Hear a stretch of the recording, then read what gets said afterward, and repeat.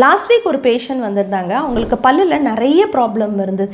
ஏம்மா நீங்கள் முதல்லே வரலன்னு கேட்குறப்ப அவங்களுக்கு சைல்ட்ஹுட்டில் நடந்த ஒரு பெயின்ஃபுல் டென்டல் எக்ஸ்ட்ராக்ஷன் பற்றி ஷேர் பண்ணாங்க.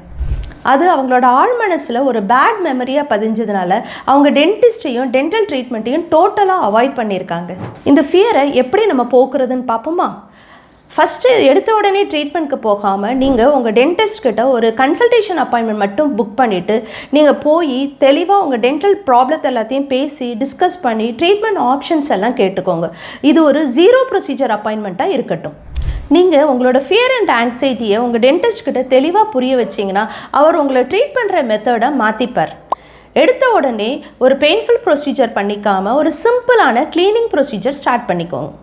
ட்ரீட்மெண்ட்டுக்கு நடப்புற நான் கை தூக்கி காட்டினா நீங்கள் நிறுத்திடுங்க டாக்டர் அப்படிங்கிற ஒரு சைன் லாங்குவேஜ் அக்ரிமெண்ட்டுக்கு நீங்களும் உங்கள் டென்டிஸ்ட்டும் வந்துடுறது நல்லது.